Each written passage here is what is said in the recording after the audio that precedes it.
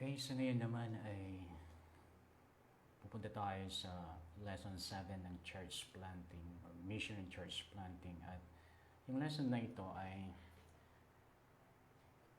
dito magtatapos yung ating tinatalakay tungkol sa mission. Then sa susunod na lesson natin is about church planting na. So gusto ko munang basahin dito sa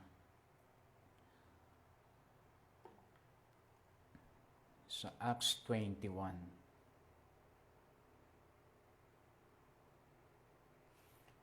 Sa Book of Acts, chapter 21, babasahin ko sa New Century Version.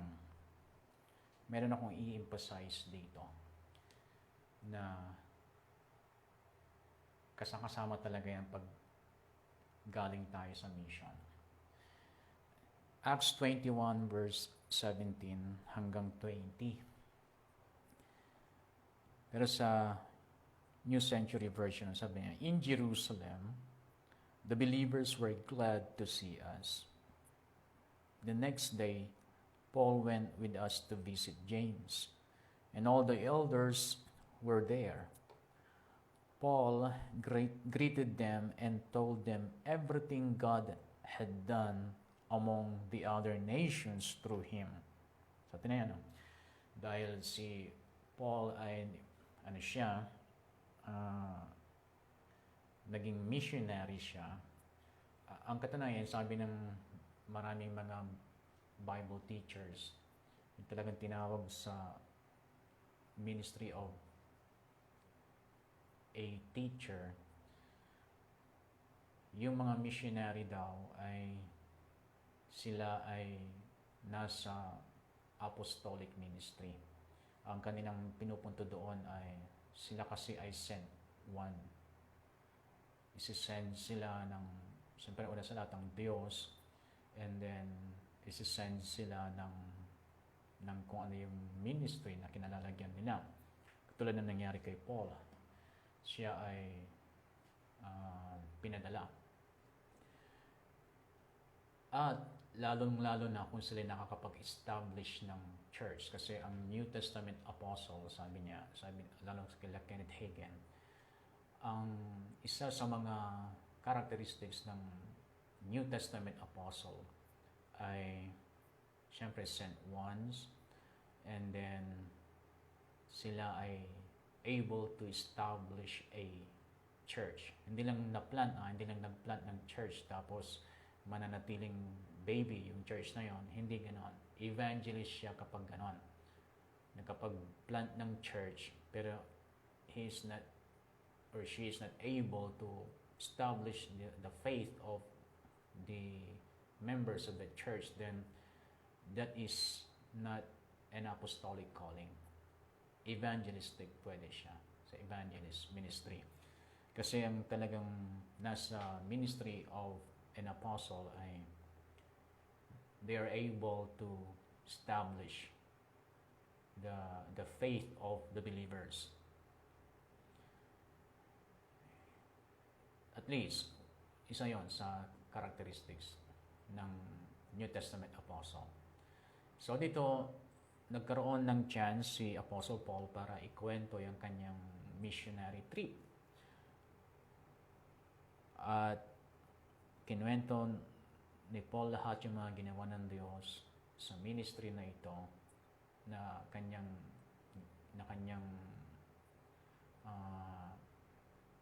ginawa. Then, ang dating nito sa kanila, sabi niya, when the elders heard this, so yung mga leaders muna, ang siyang unang nakarinig, nakaalam ng mga magagandang balita ni Apostle Paul from the mission. When the elders heard this, ang nangyari, they praised God. So, ibig sabihin, blessed na blessed. Blessed na blessed yung mga nakarinig sa kwento ni Apostle Paul tungkol sa mga miracles na na-perform niya through the Holy Spirit, tungkol sa mga tumanggap ng gospel sa iba't ibang lugar na napuntahan niya, tapos ang dami mga tumanggap, Tapos ang daming mga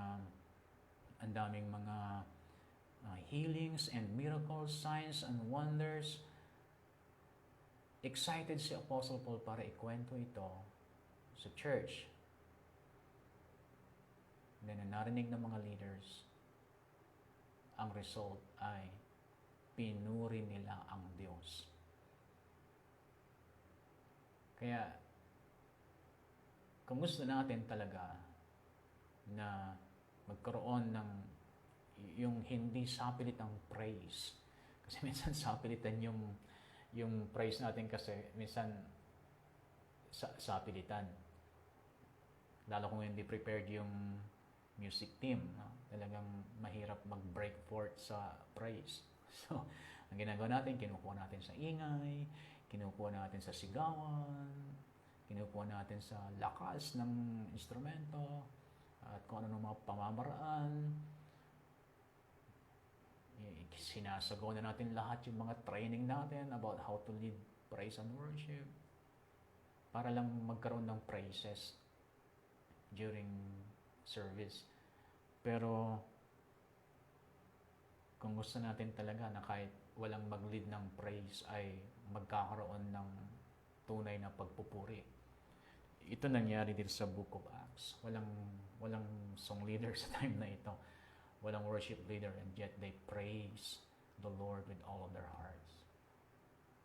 So magkakaroon talaga ng high praises sa loob ng church kung ang church ay involved siya sa mission, and then doon sa mga nagpupunta sa mission, ipaparating nila yung ginawa ng Panginoon doon sa kanilang mga pinuntahan. Yan, magkukause yan ng high praises sa loob ng church. Pero kung walang lumalabas, talagang hindi magkakaroon ng totoong praises sa loob ng church. Sapilitan lang lagi. Yung mangyayari yan, sapilitan lang lagi yung praises na maririnig natin sa church. Ayan, so ulitin ko, in Jerusalem, the believers were glad to see us. The next day, Paul went with us to visit James, and all the elders were there. Paul greeted them and told them everything.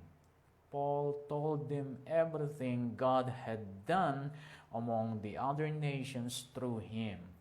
When they heard this, they praised God. Kaya, alam, sa totoo lang, hihintay ako ng mga maririnig sa inyo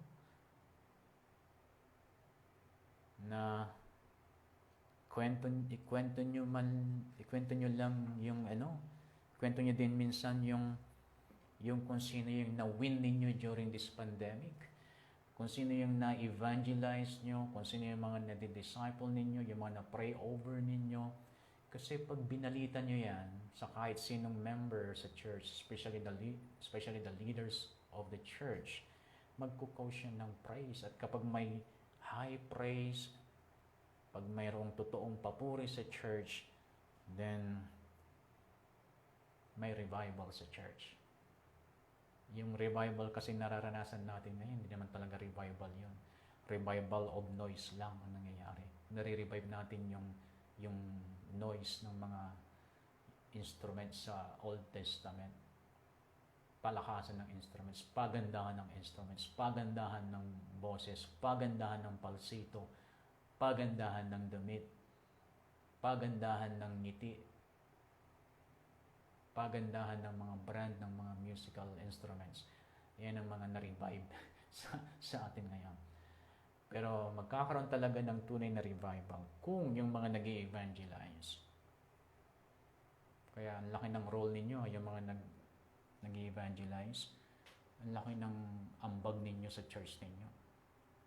Kung kayo music minister sa church at hindi kayo involved sa evangelism, hindi gaanong malaki yung ambag ninyo sa totoo lang. Kasi alam niyo, sa totoo lang, kung kayo ay music team, kung kayo ay kasama sa music team at nag-involve kayo sa evangelism, mas on fire kayo na mag-lead ng worship. Yung mga hindi involved sa evangelism na member ng music team, sa totoo lang, Huwag kayong masasaktan sa sasabihin ko. Pero sa totoo lang, panggulo kayo. Panggulo kayo sa tugtugan. Kahit magaling kayo. Ako talaga ay sensitibo ako dyan sa mga tumutugtog. Ang dami akong napapansin tumutugtog na hindi involved talaga sa evangelism.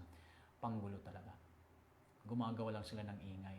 Kasi ang anointing kasi ay nag-i-increase.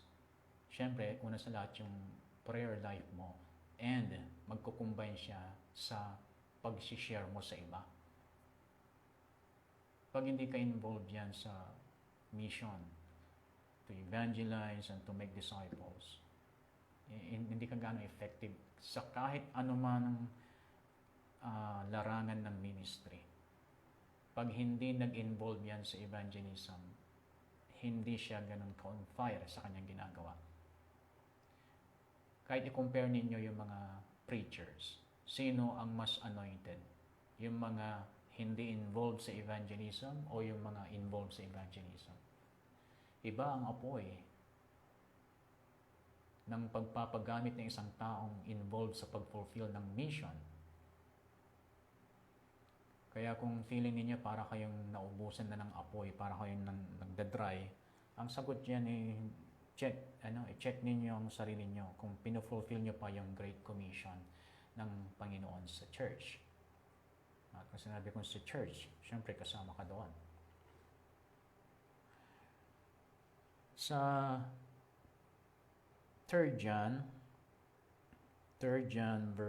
verses 5, and then magja-jump ako verse 7 and 8 sa The Living Bible, babasahin ko. Kasi sabi niya dito kasi sa aking ginagamit na outline, missionaries make it possible for a believer to partner in the redemption of the lost around the world without leaving his or her own city. Yung mga missionaries daw, possible na pagpa-partner nila or nakakapag-partner yung mga church members sa kanila for the conversion of the unbelievers kahit na hindi sila aalis ng kanilang community. Nandun lang sila sa kanilang community. And then having said that, babasahin ko ito sa 3 John. 3 John verse 5, then jump ako sa verse 7, then verse 8. The Living Bible, sabi niya, Dear friend, you are doing a good work for God in taking care of the traveling teachers. Okay, so ang aking pinupunto ngayon naman ay yung partnership mo sa mga ginagamit ng Diyos to minister, or yung mga ginagamit ng Diyos na most of the time they are fulfilling the mission. Preach the gospel, make disciples. Yung mga minister na ganito ay, ang tinutukoy ko ay the minister, or specifically the missionary. Yung partnership mo sa missionary. Kasi eto malaking challenge ito. Dapat meron kang partnership sa isang man of God. And specifically for a missionary. Yung man of God na tinawag siya as a missionary. Titingnan natin kung ano ang kahalagaan nito na magkaroon ka ng partnership sa mga missionary. Okay? Dear friend, you are doing a good work for God in taking care of the traveling teachers and missionaries who are passing through. So, tingnan nyo dito, no? You are doing a good work for God. Kapag ang ginagawa mo ay, sabi niya, taking care. Pag sinabing taking care, siguro naman hindi lang nila sinabing, we'll pray for you. Wag po kayong mag-alala, we'll pray for you.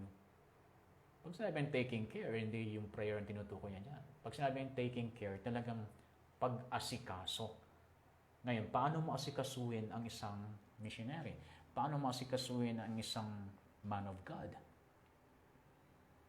Imposible naman na wala kang gagamiting pera kapag aasikasuhin mo siya.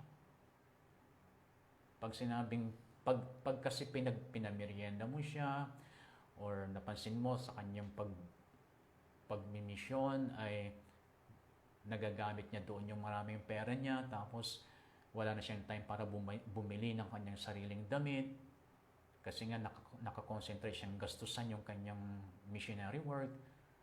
So, kapag siya halimbawa ay binilhan mo ng damit, or hanapan mo ng damit na yung hindi naman masasabing luma, at least mas the best doon sa kanyang kasuotan, ito'y part ng pag-aasikaso sa kanila. Yung pag-prepare mo ng mga masasarap na pagkain, kasi nga as a missionary ay marami silang panahong kumain ng mga hindi masasarap. So kapag nag-prepare ka ng mga masasarap na pagkain para sa kanila, yan ay part ng pag-asikaso, which is gagastos ka. Yung habang nandoon sila sa lugar ninyo, alam mong missionary yan eh, so hindi fix yung income nila. So maybe, habang nandoon siya ay bitin na yung kanyang budget, pero hindi niya sinasabi sa'yo kasi meron siyang ethics, pinapairal niya ang ministerial ethics, hindi kagaya ng mga iba na talagang prangkahan. So, yan ay pag-aasikaso sa kanila. At kapag ginagawa mo daw ito, sabi niya, you are doing a good work for God. So, ito talagang buhay ng buhay ito sa akin kasi bata pa lang ako, nakita ko na kung paano alagaan ng magulang namin, yung mga minister na pinapadala ng Assemblies of God sa church na aming pinag-umpisan, yung Faith Assemblies of God dito sa lugar namin. Yan ang pinakaunang full gospel church dito sa bayan namin. Diyan nag-start ang mga magulang namin. At maliit pa ako, nakita ko na yan kung paano nila suportahan kasi hindi pa gaanong establish yung buhay namin dati financially. Talagang isa kami sa mga mahihirap ang buhay. Pero doon sa aming mga sa mga na-prepare na ulam namin ay yung father ko or yung mother ko maglalagay na yan sa wala pang Tupperware noon, yung basta yung mga plastic magtatabi na yan. And then pag natapos na kaming kumain, then mag-uutos siya ng isa sa amin, dadalhin kay pastor para meron siyang kakainin. Or minsan bago kami kumain kasi busog pa naman, then utusan na kami pupunta ng church para ibigay kay pastor. Kahit sino yung pastor, kasi maraming pastor na na nagpapalit-palit yung pastor dito sa church na inaatinan namin noon. Kahit sino pa yung pastor na ipalit ng Assemblies of God dito, kung sino ipapadala nila dito, hindi nagbabago yung support ng aking mga magulang sa kanila.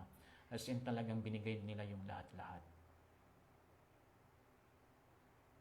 Siguro dahil doon sa kanilang ginawa sa mga ministers na ito, kaya naman ako umaani sa itinanim nila na ang daming nag-aasikaso sa akin.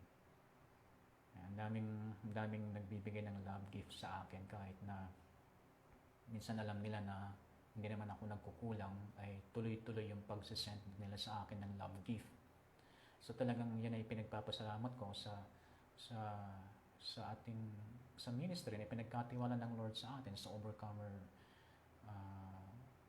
Church dito sa Santa Barbara, or sabihin kong Overcomer Ministries dahil kasama na yung mga ibang kapatiran natin sa ibang lugar.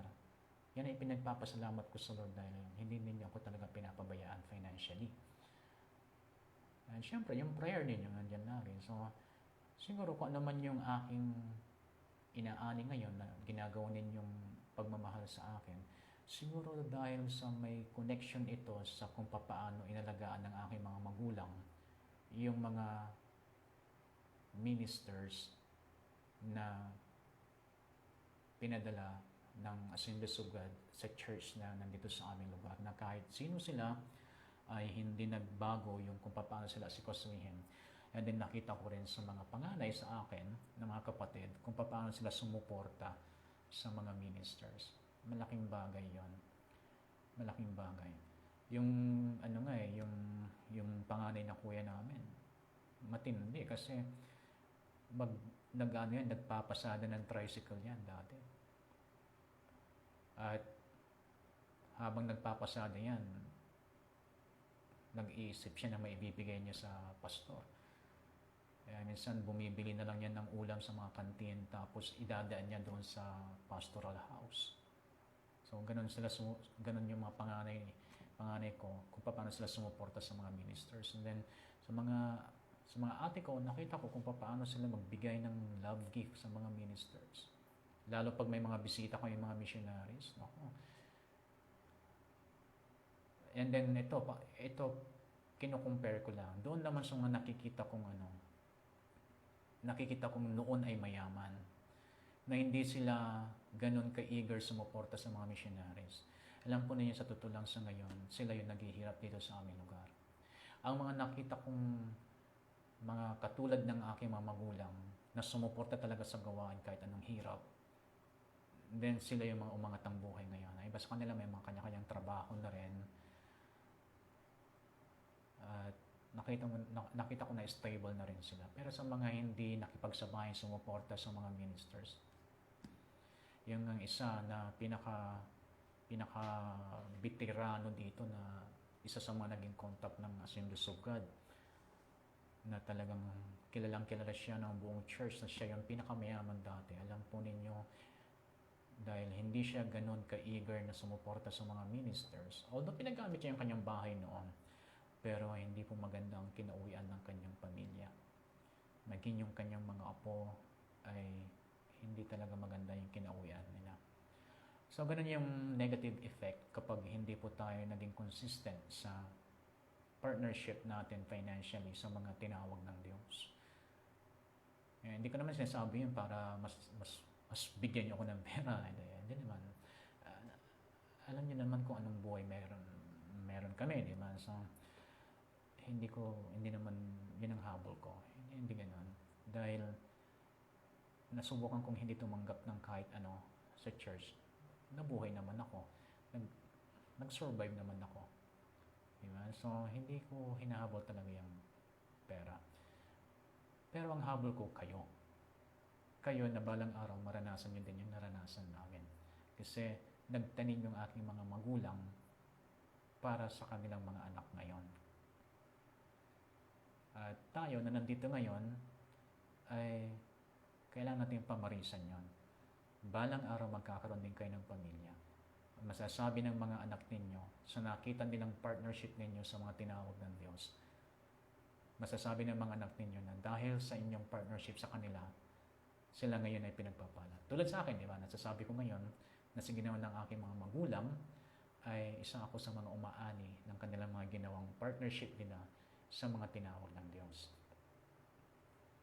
So, ganun lang talaga ang buhay dito. Tanim-tanim lang tayo para meron tayong aanihin in the future, at may aanihin yung ating mga susunod na henerasyon, mga susunod na lahi.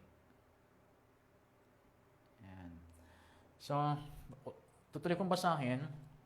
Sabi niya, for they are traveling for the Lord. So, tandaan ninyo, yung mga missionary, they are traveling for the Lord. They're not traveling just because they want to travel. But they are traveling for the Lord. At yung mga nagta-travel for the Lord, ang dami mga sacrifices yan. Ang dami mga sacrifices yan. Sa akin, blessed talaga ako dahil nag-travel ako sa magagandang lugar na wala man lang pressure. Dahil na-try ko rin yung mag-travel as a missionary. As in, mahirap talaga. Lalo nung una, nag-travel din ako locally sa Visayas and Mindanao, and then some part of dito sa northern Luzon, and then dyan sa southern Luzon. yung mga travel ko dito locally talagang as in napakahirap. And yet, blessed na blessed ka. Ang dami mong maiuwing good news and testimonies na makakapagbigay ng blessing sa church. So, naranasan ko ang maraming mahirap na traveling for the Lord because ginagawa mo yon for the gospel. Pero wala akong complain. Sa katunayan ay in-enjoy ko yung mga ganon. At nag-aim pa ako dahil nung nakita ko yung gaano kahirap yung mga ministers na napupuntahan namin, then nagplano ako na at least kahit pa paano makapagbigay ako ng blessing sa mga pastors na pupuntahan namin. So, kaya nga meron akong natatandang lugar sa isang lugar sa Masbate na hindi ako nag-expect talaga na bibigyan ako ng love gift. Dahil nung pumipili pa lang kami or nag-raffle kami kung saan yung church na pupuntahan namin, nag-raffle kami. Ito yung 1995. So yung napunta sa akin na lugar, nagtanong-tanong ako kung sino yung pastor doon at kumusta yung buhay nila doon, ay nasabi na sa akin na isa yun sa pinakamahirap na church doon sa Masbate. At tinanong ko yung mga iba na kasama kong mga missionary kung saan yung pupuntahan nila. Ang iba, okay ang income nila, pero yung biyahe naman nila ay kailangan silang kailangan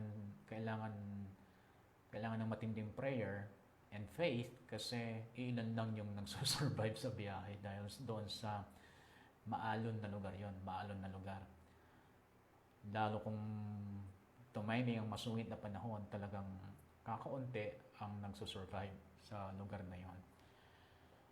Pero okay yung kanilang mga trabaho sa lugar na yon. Yung biyahe lang papunta doon.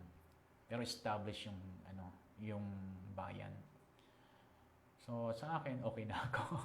Okay na ako doon sa yung nabunot ko kasi although mahirap yung church ay at least hindi mahirap yung biyahe. Ngayon pagdating ko doon, siyempre inoobserbahan ko na nag-start na yung Sunday school nila, inoobserbahan ko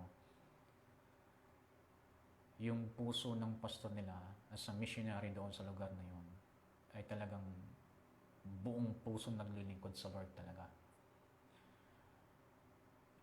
At wala akong marinig na salita sa pulpito at doon sa mga kapatiran doon tungkol sa kung paano sila namumroblema financially. Wala akong marinig na gano'n.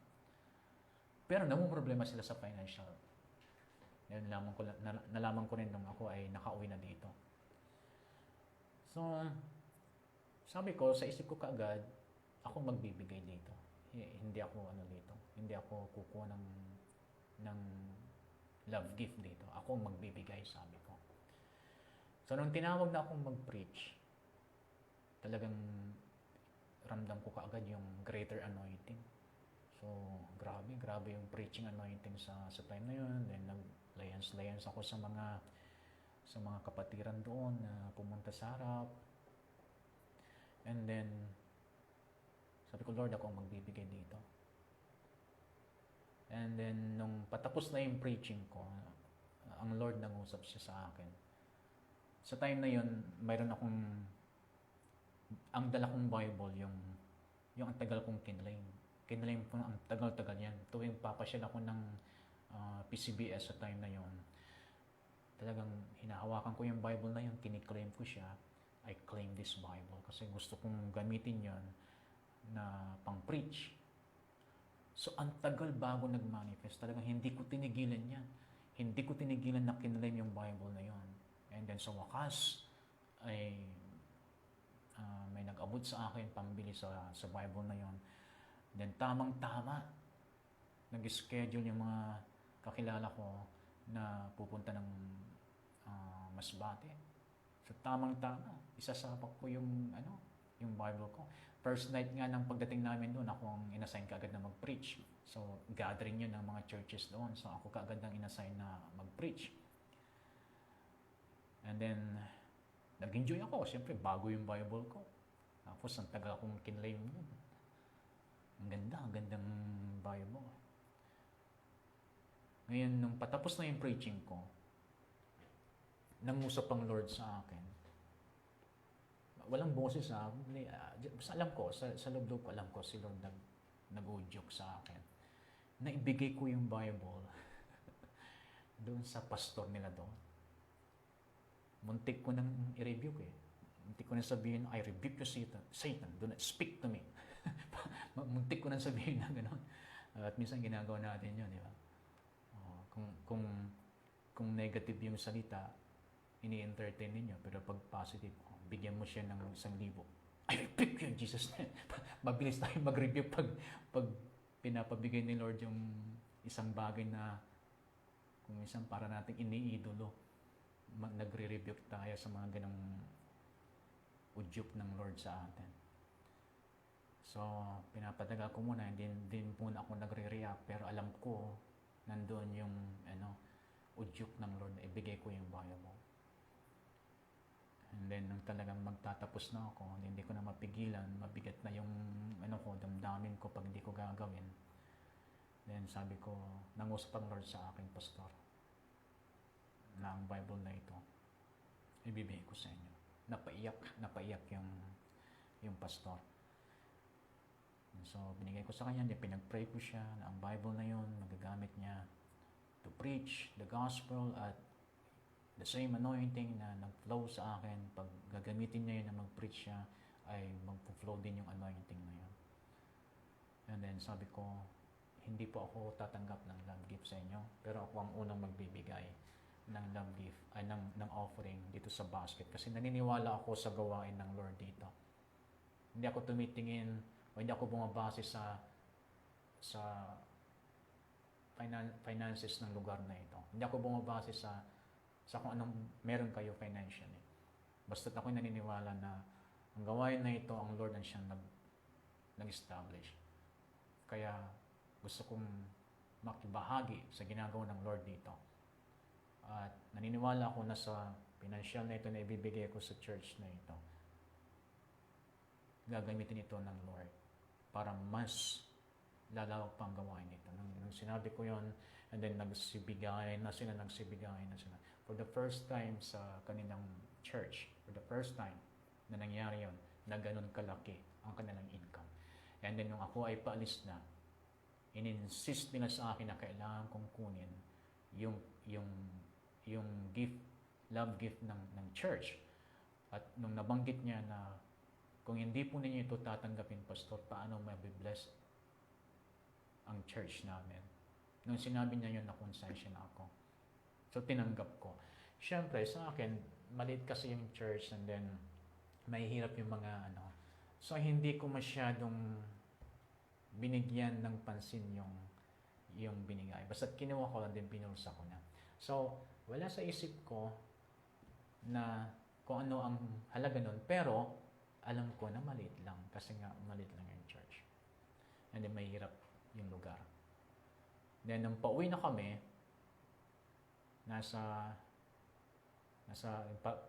pasakay na kami ng barko, merong isang member ulit doon, nagpahabol ng love gift sa amin.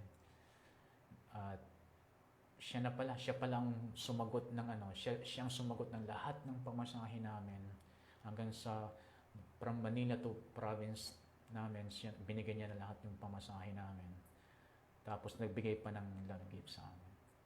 So nung nasa kalagitnaan na kami ng biyahe, kasi barko yung doon, barko, ilang araw kaming naglayag sa dagat. Naalala ko yung binigay ng pastor doon sa pinuntahan. Kasi kaya ko naalala kasi binalikan ko yung nangyari. Kasi ang ganda ng flow ng anointing sa lugar na yan. And then naalala ko, may binigay pala silang love gift. So 1995 yan. Naalala ko, Ninanap ko yung pantalon doon sa sa bag ko. And then nandun yung sobre.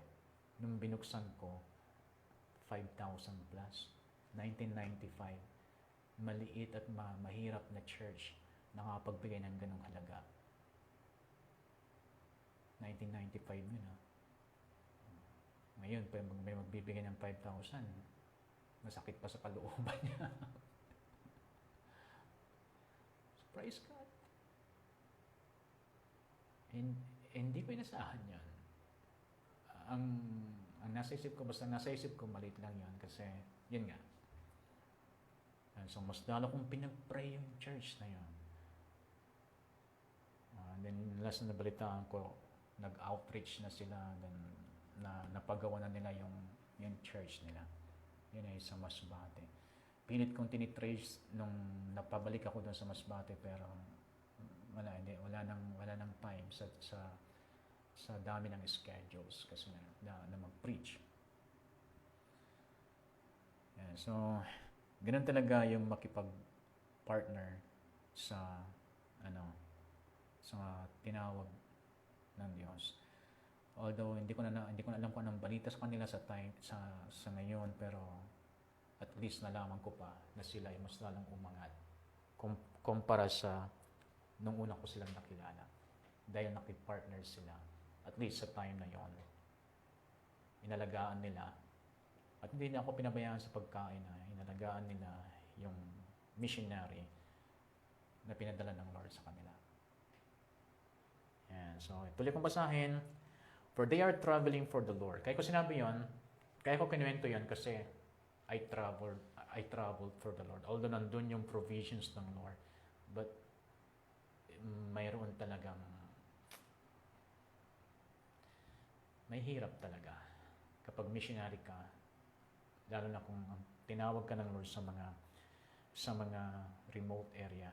So, tiniis ko lahat yon kasi at the same time nag-i-enjoy ako. Wala akong complain, never ako nag-complain. Kaya naman ako binless ng Lord dahil binigyan niya ako ng pagkakataon makapag-travel sa maraming lugar na pure travel, na yung gagawin mo ay mag-relax, mag-enjoy, and then ang pinakamahirap ng gagawin mo is mag-preach. Praise God at nabigyan ako ng opportunities ng Lord na maranasan yung mga ganun. Pero palagay ko hindi ko yung mararating kung hindi ako kung hindi ako nag-enjoy sa mga maliliit na local missionary travel na hindi siya luxurious. And then sabi dito, for they are traveling for the Lord and take neither food, clothing, shelter, nor money from those who are not Christians, even though they have preached to them. So we ourselves should take care of them in order that we may become partners with them in the Lord's work. See, tinan niyo yung purpose ng mga ito, kung bakit sila nagsusupport sa missionary, sa mga traveling ministers. Kasi ang tingin nila doon sa ginagawa ng mga ministers na ito ay talagang gawain ng Lord. Yun ang kanilang tingin talaga. So, ito i-check ko lang, no? Bakit kayo nagbibigay ng love gift sa mga ministers? Ano ba talaga nakikita nyo? Ba't kayo nagbibigay ng love gift sa ministers? Kasi minsan kasi nagbibigay tayo sa mga ministers kasi gusto lang kasi natin yung minister. Gusto mo yung style niya, gusto mo yung pagtuturo niya. Minsan ganun lang kasi na-bless ka lang, pero hindi talaga natin nakikita yung kanyang ginagawa as a work of the Lord. Kasi pag nakita mo yung work ng Lord doon sa behind the minister, mas mas iba kasi yung ano mo mas iba kasi yung mindset mong magbigay. Kasi sa akin, ganun ako pagka magbibigay ako ng love gift. Ano yung work of the Lord talaga na ipinagkatiwala sa taong ito? Doon ako nagbibigay. Well, okay, kung magbigay ka doon sa isang minister dahil na-discern mo na meron siyang personal needs, okay, walang problema doon. Pero mayroong mas malalim na rason, katulad ng binasa natin dito. They become partners with them in the Lord's work. Kaya nila ginagawa yung pag-asikaso sa traveling ministers kasi ang nakikita nila, yung work of the Lord na ginagawa nila, and then pag sila'y sumuporta at nag-asikaso sa mga ministers na ito, nagiging partners sila sa specific ministry na ginagawa ng mga ministers na ito. Kaya kahit hindi sila mapupunta sa ibang lugar, nandun lang sila sa kanilang community, para na rin silang pumupunta sa ibang lugar para mag-minister kasi they enable the traveling ministers. Dahil pag walang support, hindi sila makakapunta.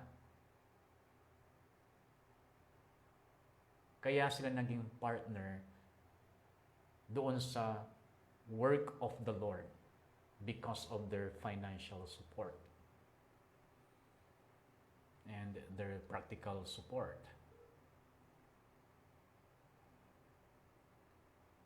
So, may mga times talaga, marami sa atin na hindi talaga tayo makapunta sa ibang lugar to minister. Pero kapag nakipartner tayo sa mga pumupunta doon, we are enabling them. And because we are enabling them, then we become partners. Partnership. Sa negosyo, pag sinabi yung partnership, ano ibig sabihin? Ibig sabihin, may share ka din. May share ka sa kikitain. Yan ang ibig sabihin ng ating binasa. Gusto nilang makabahagi sa share ng kikitain ng ano nila, yung spiritual profit nila sa ginagawa nila. Gusto nilang makabahagi.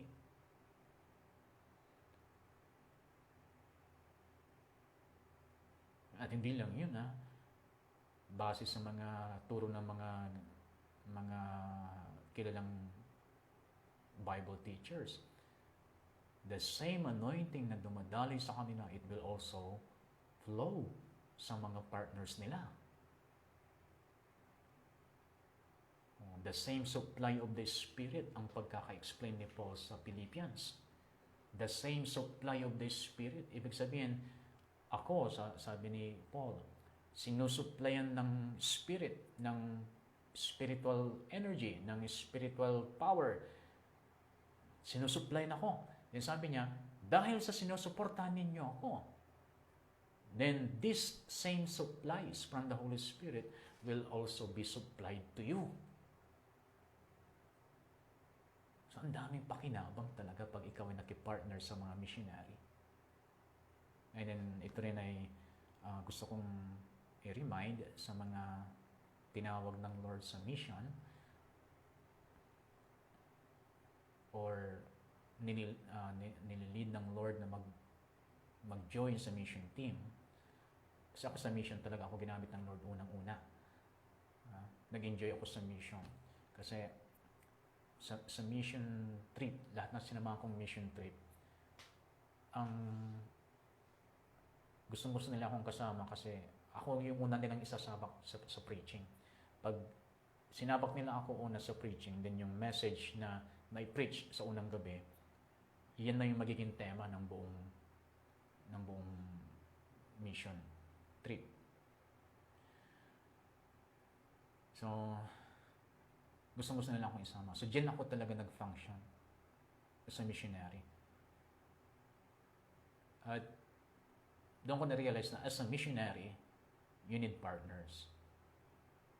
You need partners that will pray for you regularly and also give finances regularly, financial support. So, ibibigay naman ng Lord sa'yo yung mga tamang tao, ililid ka ng Lord sa tamang tao at ililid ng Lord yung tamang tao papunta sa'yo para suportahan at makasama ka doon sa sa mission trip. So, advice ko sa inyo, kapag alam ninyo, halimbawa, na-discern nyo na kayo tinatawag ng Lord sa mission, then you need to have partners in prayer and in finances. At you need to pray, ask the Lord for the right partners kasi may mga wrong partners talaga. Katulad ng mga may nag-aasawa na mali na pangasawa nila, may mga nakikipagkaibigan na mali yung kanilang napiling kaibigan. May mga ganun talaga. So, ganun din sa missionary partners, mission partners. Kailangan mong mapili yung mga talagang tinawag ng Lord na maging partner mo kasi hindi nila mararamdaman na para silang nahihirapan, nabibigatan doon sa kanilang gagawin. Ipaparamdam nila sa'yo na masaya nilang gagawin yan. At minsan, kahit na walang-wala na sila, nagbibigay pa rin yan. Hindi nila ma-afford ang hindi magbigay. Yan ang mga tunay na partners sa mission. Ang daming ganun. Ang daming ganun. Ililid ng Lord sila sa'yo kapag pinag-pray mo na magkaroon ka ng tamang partners sa mission. At ikaw mismo ililid ka ng Lord sa mga tao ito. Ayan. Pag dumating naman yung time na sakto lang yung pera mo, pero alam mo na tinawag ka ng Diyos, huwag kang mag-alala. Gagawa ang Diyos ng paraan. Ito advice ko lang sa huwag niyong sadyain ha. Baka naman sasadyain ninyo na na walang pera tapos patutunayan ninyo na man of faith kayo at hindi kayo pamayanan. Hindi ganun ibig sabihin. Kasi pag ganun sasadyain mo, baka mamaya ikaw na yung nababasa namin sa Facebook. May hingin tulong para makauwi ng Pangasinan or ng Tarlac. Yeah, talagang may sa akin maraming beses na talagang sadyang wala akong sapat na na-raise na support papunta sa mission. At hiyang-hiya na ako doon sa coordinator. Sa tuwing magte-text siya sa akin, alam ko na pag tumunog na yung cellphone, alam ko na siya na nakaka-pressure na yung coordinator. Kukumustahin niya kung kumusta ang pera, kung buo na, kung kumpleto na. Then, sabi ko, kasi ipa-finalize na. Sabi ko,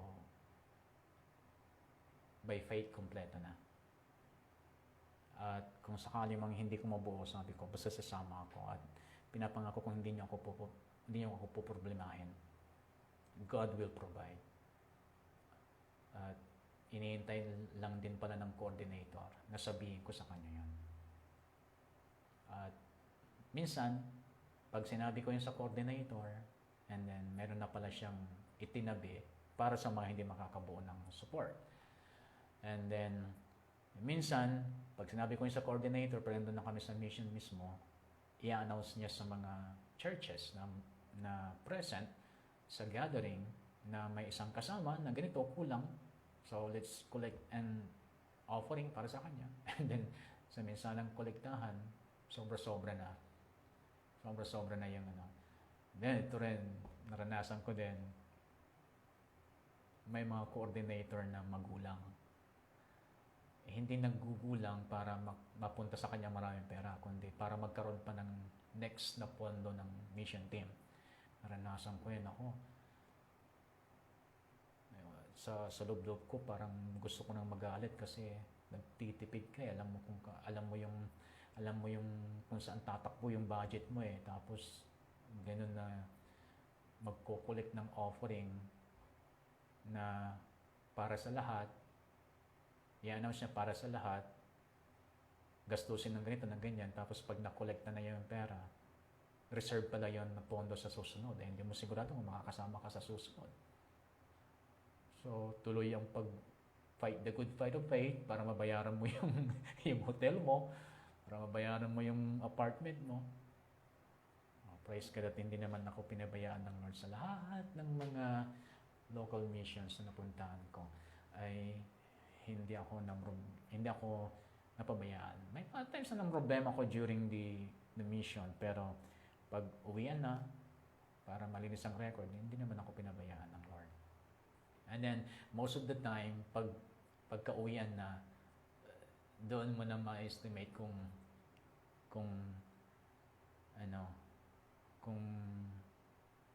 nabawi mo, hindi mo naman iniisip, pero ma-estimate mo ilan ang ginastos ko, and then ilan ang naibigay sa'yo. Kasi talagang, kung talagang na-bless yung pinuntahan ninyo, talagang mag-iisip yan ng kanilang mga ibibigay sa inyo. Kung medyo malapit lang yung pinuntahan mong lugar, magsasawa ka sa mga gulay at prutas na ipapauwi nila. Ngayon, kung medyo malayo, hindi mo na pwedeng ibiyahe yun, talagang magpiprepare yan ng mga pera talaga, love gift. Magbibigay talaga ng love gift yan. Yan. Pero sa ngayon, pag ganung mga mission, kung sakali sasama ko sa mga ganung mission, then syempre hindi na ako mo problema. Hindi ko na kailangan problemahin pa yung mga At kahit na wala akong pera, sasabihin ko nilang sa church yan, dami magbibigay kaagad. Madaling mabuo yan, mga 20,000 halimbawa ang pera, napakadaling mabuo na yan sa church. Sasabihin ko lang sa mga ilang leaders, sa mga ilang kilala kong nagsusupport ng church, then mabilis lang yan 20,000. So, minsan nga nung ako ay pumunta sa Switzerland, although hindi siya pure mission kasi parang ano lang yun, parang pasasalamat lang nila Pastora Karen sa aking ginagawa sa Rema. Then yung mga members namin, syempre nabibless din sila na nagkaroon ako ng opportunity makapunta sa Europe. Then yung isang leader namin nag-announce siya, gusto nilang makabahagi sa trip na yon. So nagsabi siya na mag-collect ng love gift. Ay ang nakolekta sa time na yon na inabot sa akin is almost 40,000. Kaya sa ngayon, kung may mission talaga, madali lang talagang so yan ay favor ng Lord. Ngayon, dahil sa ito naman na yung last lesson natin tungkol sa mission. Kaya hinayaan kong mag-flow lang yung aking pagkukwento sa inyo. At palagi ko nasabi ko naman na lahat yung mga importante. Kaya although hindi pa natin tapos yung isang oras ay ito pala, pahabol. Bakit kailangan tayong magbigay? As a local church naman ito, hindi as an individual. Kanina yung tinalakay ko as an individual, makipartner tayo sa mga missionaries. Ngayon, yung advantages naman ng isang local church na makikipartner. Halimbawa, mag-collect ang local church to support a missionary. Ano naman ang advantages nito? Una, it sets a good example. Pag nakita kasi sa isang church, yung buong members, nakita nila na nag-collecta, specific purpose is to support the missionary. So, good example yung church, then mas maraming makaka-realize na you are supporting the missionary, and then next time sa mga hindi nakapagbigay, magbibigay na yan. Maghahanda na yan. So, it sets a good example. And then sa mga ibang church, malalaman nila, nakikipartner pala ang church na ito sa mission, kaya pala mas pinagpapala sila. Why na hindi natin gawin? And so, another is, it encourages others to participate. Yan, nasabi ko na yan. It helps us measure response to world need. Yung pagbibigay kasi ng church, doon natin nasusukat yung gaano tayo nagre-respond sa pangangailangan ng sanlibutan ng gospel.